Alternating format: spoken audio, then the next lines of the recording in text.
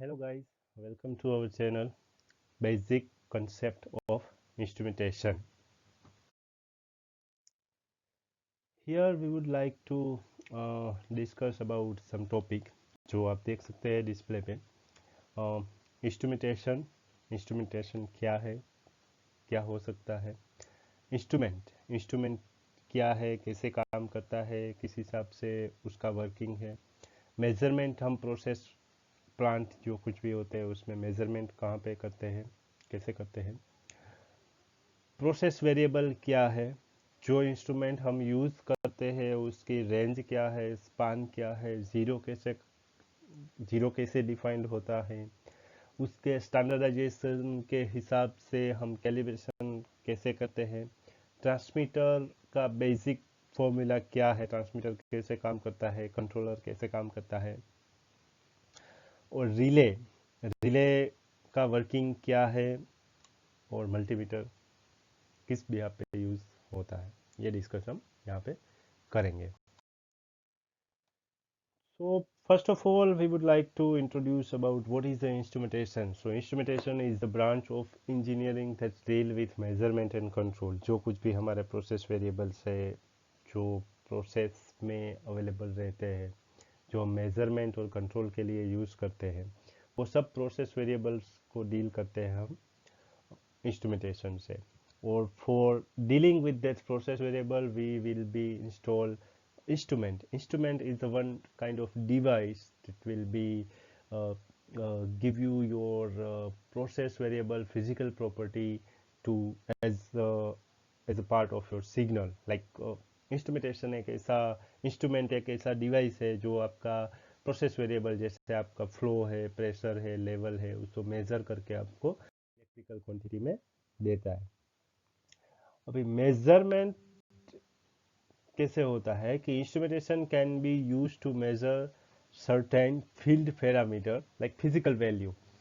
What is the physical value, like जो कुछ भी आपका प्रोसेस प्लांट है उसमें फ्लो है, प्रेशर है, टेम्परेचर है, लेवल है, वाइब्रेशन है, उन सब का मेजरमेंट करके आपको उसके बिहाफ पे आपको कोई इलेक्ट्रिकल क्वांटिटी में वो कन्वर्ट करके देता है। What is the use of controller, controller क्या है, कैसे काम करता है। सो ये आप देख सकते हैं डिस्प्ले पे, controller sense the output from the transmitter and compare the difference between set point and signal received and send the correcting signal to the final control element, that is control valve. So controller है वो basically जो कुछ भी आपका instruments device जो process variable को sense करने के लिए लगाई गई है, वहाँ से वो एक्चुअल जो प्रोसेस वैल्यू है उसे सेंस करता है। उसको कंट्रोलर, वो सेंस जो वैल्यू होती है वो कंट्रोलर में जाती है। कंट्रोलर में जो आपने सेट पॉइंट राइट किया है कि भाई इतना प्रेशर या फ्लो, जो भी आपका प्रोसेस वेरिएबल है उस हिसाब से आपने जो सेट पॉइंट राइट किया है वो सेट पॉइंट और जो आपका प्रोसेस वैल्यू आया है उसके हिसाब से कंपैरिजन करके एक आउटपुट सिग्नल, जिसे मैनिपुलेटेड सिग्नल के तौर पे एक आउटपुट सिग्नल जनरेट करेगा। वो आउटपुट सिग्नल अपने फाइनल कंट्रोल एलिमेंट जो है, जैसे कि कंट्रोल वाल्व है, वो कंट्रोल वाल्व में वो फाइनल आउटपुट जो है वो जाएगा। वो कंट्रोल वाल्व उस हिसाब से आपकी प्रोसेस को कंट्रोल करेगा। अभी बात हम करेंगे process variable. So process variables are process parameter is the current measure value of particular part of particular process which is being monitor और कंट्रोल। सो प्रोसेस वेरिएबल क्या है, जैसे कोई आपकी एक प्रोसेस लाइन है, वहाँ पे हम प्रेशर मेजरमेंट के लिए डिवाइस लगा हुआ है। So okay, if your process is running constant, आपकी मान लो कि कोई प्रोसेस है वो कांस्टेंट चल रही है, फिर भी जो एक्चुअल प्रेशर है जिस लाइन में या फ्लो, एक्चुअल फ्लो है, एक्चुअल लेवल है, एक्चुअल टेम्परेचर है, वो कितना है, वो मेजर करने के लिए जो हम इंस्ट्रूमेंट लगाते हैं, वो इंस्ट्रूमेंट जो आपको डेटा देता है वो आपका प्रोसेस वेरिएबल। जो प्रोसेस वेरिएबल में मेजरमेंट में इंडस्ट्री में एज एग्जांपल आप देख सकते हैं, फ्लो है, लेवल है, टेम्परेचर है, वाइब्रेशन है, स्पीड है, तो ये सब हमारा वेरिएबल है। अभी बात करेंगे रेंज की। तो रेंज क्या है कि एक जो हमारा एक इंस्ट्रूमेंट का मेजरमेंट का जो दायरा है, जहाँ से मतलब लोवेस्ट से लेके हाईएस्ट मेजरमेंट तक की जो एक जो स्केल है, उसे हम रेंज कह सकते हैं। तो यहाँ पे रेंज का डेफिनेशन कैसे दिया हुआ है, it can be defined as the measurement of instrument between the lowest and highest reading it can measure. हम आगे जाके बात और करेंगे दूसरे कुछ वीडियो में। रेंज भी कई जगह पे अभी जो नए ट्रांसमीटर और नए इंस्ट्रूमेंट वगैरह आ रहे हैं, उसमें दो टाइप का रेंज होता है, एक होता है मेजरिंग रेंज, एक होता है सेंसिंग रेंज। जो मेजरिंग रेंज जो आपको कौन से रेंज में आपको मेजरमेंट मिल सकता है वो है, और मिनिमम टू मैक्सिमम उसका सेंसिंग रेंज भी हो सकता है। एज एग्जाम्पल यहाँ पे दिया हुआ है, thermometer has a scale from -40°C to 100°C। तो -40°C है वो उसका हो गया लोअर रेंज वैल्यू, और 100°C है वो हो गया अपर रेंज वैल्यू। ये रेंज के हिसाब से ही इलेक्ट्रिकल सिग्नल जनरेट होते हैं इंस्ट्रूमेंट से। एक बार आपने रेंज डिफाइन कर ली, उसके बिहाफ पे आपका इलेक्ट्रिकल क्वांटिटी जो है, जो आगे जब हम बात करेंगे, वो एक बार स्टैंडर्डाइज हो जाता है, तो रेंज के हिसाब से ही आपको इलेक्ट्रिकल सिग्नल मिल रहे हैं। अभी आगे बात करेंगे स्पान। अभी स्पान और रेंज, दिस थिंग्स और little bit different things. Span क्या है? स्पान है आपकी रेंज का फुल स्केल वैल्यू कितना होता है।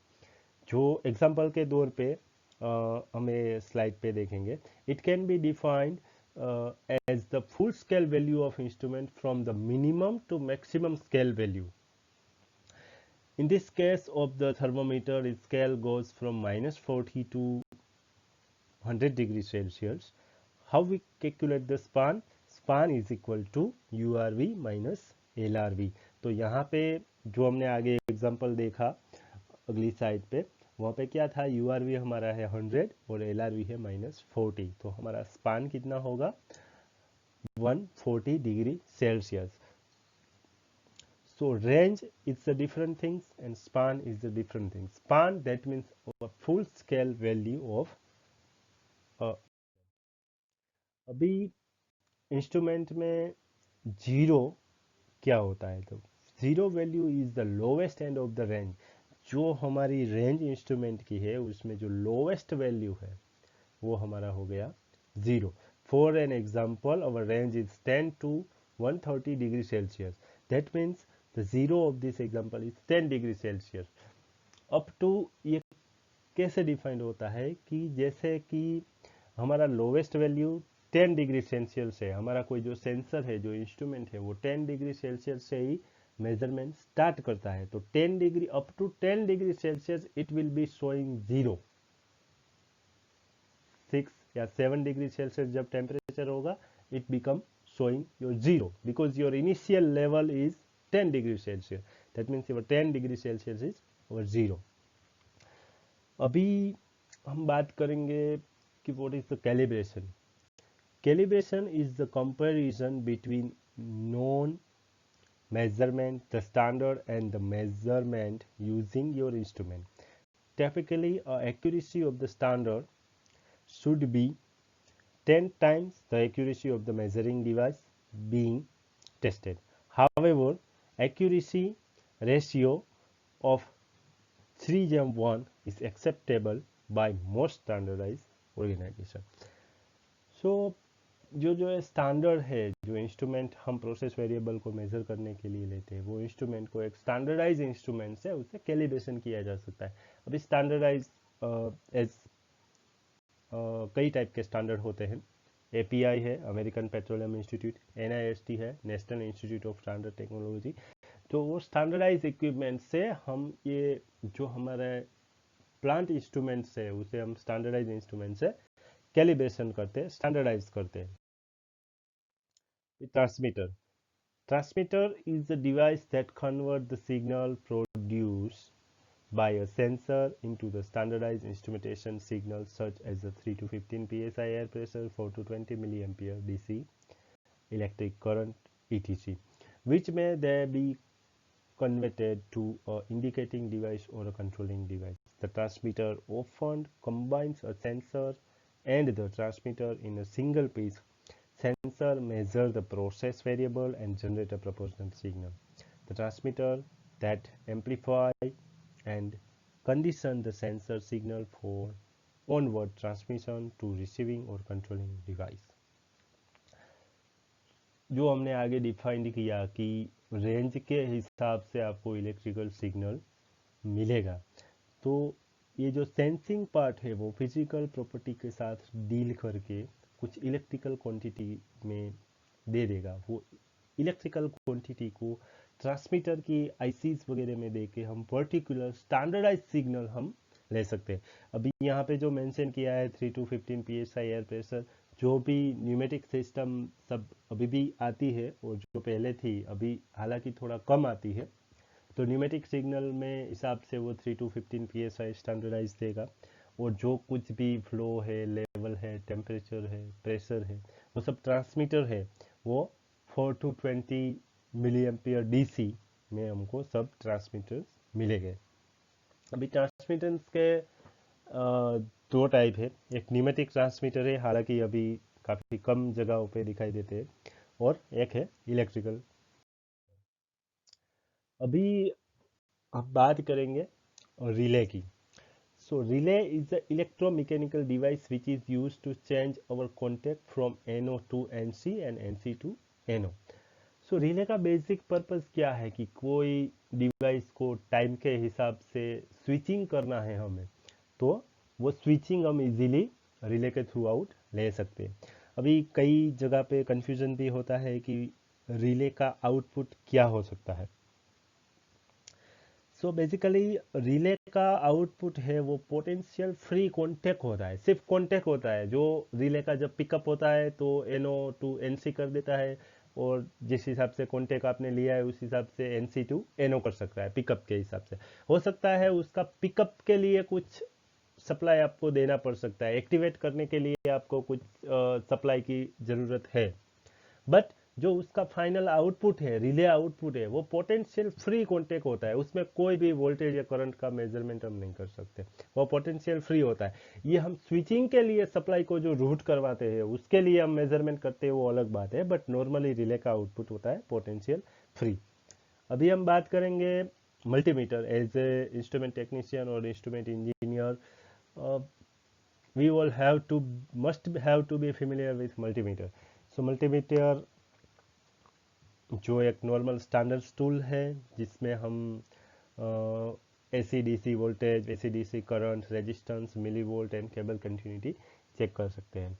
और हालांकि इंस्ट्रूमेंट और बेसिकली जो हम आगे वीडियो में और डिस्कस करेंगे, how to working as a transmitter, how to measure standardize signal in transmitter, तो वहाँ पे बात होगी कि जो ट्रांसमीटर होता है उसमें वोल्टेज और मेजर सिग्नल, जो ट्रांसमीटर पावर सिग्नल, जो पावर है और सिग्नल है, वो दोनों एक ही वन पेयर ऑफ केबल में दोनों रन हो रहे होते हैं। वहाँ पे मेजरमेंट किस हिसाब से होता है वो सब भी आगे डिस्कस करेंगे, बट फिलहाल ये जान लेते हैं कि वोल्टेज जो है वो ऑलवेज पैरेलल में मेजर होता है और करंट है वो ऑलवेज में मेजर होता है। So thank you for watching our video. I hope you like our concept.